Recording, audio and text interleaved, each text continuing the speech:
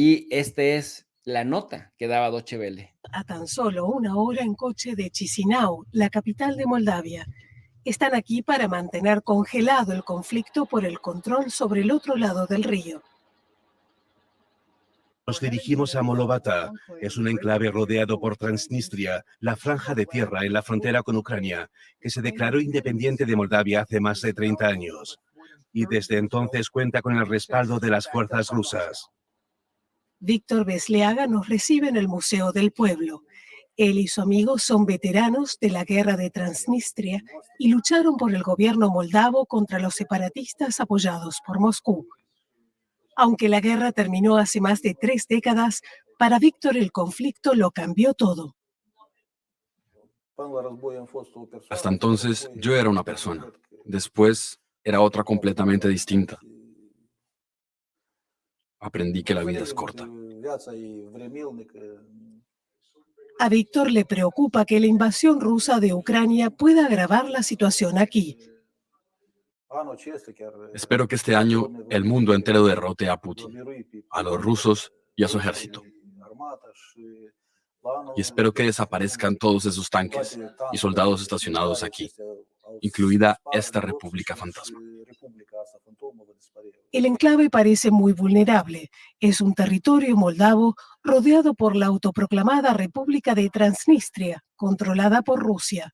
Una ubicación complicada y, sobre todo, expuesta. A las afueras de la capital moldava, los ánimos están más caldeados. La policía impide el paso a quienes quieren protestar contra el gobierno del país.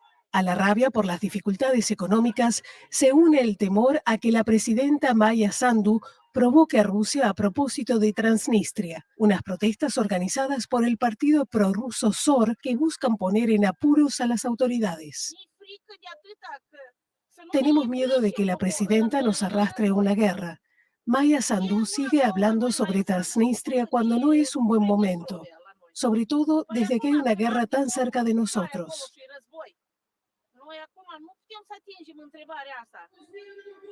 Entre los manifestantes, la hostilidad hacia la presidenta Sandu es evidente. A la gente de aquí no le preocupa la invasión rusa. Nunca he estado en Europa, pero prefiero Rusia porque cuando he viajado allí he visto que no quieren hacernos daño como hace la gente que está aquí en el poder.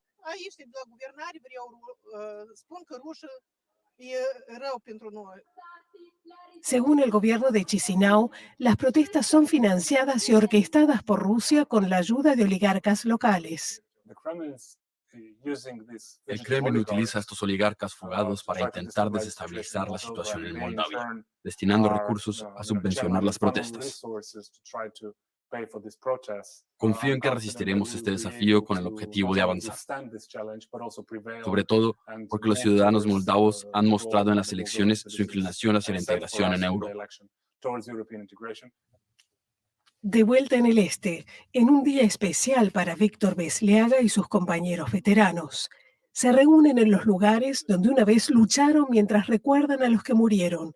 Es el 31º aniversario del comienzo de la guerra de Transnistria. Como ven, la guerra se lleva a todo el mundo, civiles e incluso niños. Que Dios se apiade de sus almas.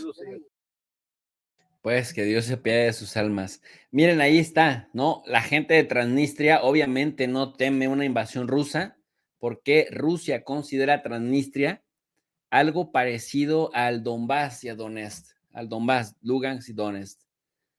Ahí están, decimos, más de 2,000 tropas en esta región. Por un lado tiene Ucrania, por otro lado tiene a Moldavia.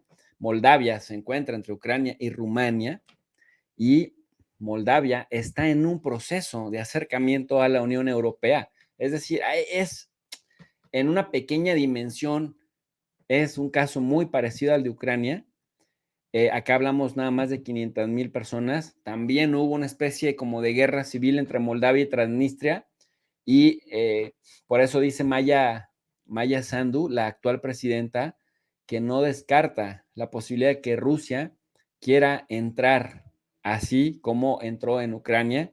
Hasta ahora Rusia, lo más que se sabe de una supuesta amenaza es que le ha dicho Gazprom a su gobierno que le tiene que pagar la deuda. 700 millones de dólares están volando y Moldavia dice, estamos siendo manipulados, pero ya utilizaron el servicio.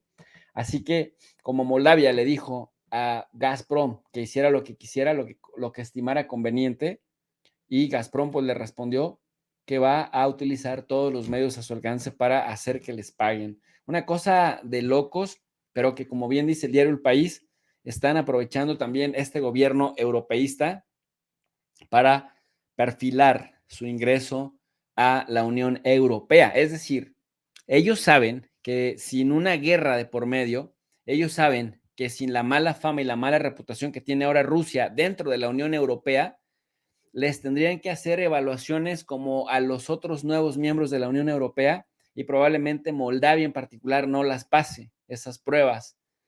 Ucrania yo creo que tampoco, pero en este momento están tan envenenados en Europa en contra de Rusia que con tal de darle en la torre a Rusia, es decir, con tal de provocar a Rusia su desestabilidad, pudieran acelerar los procesos, igual que en Georgia, sí, Georgia, y no tomar, digamos, en cuenta la oposición rusa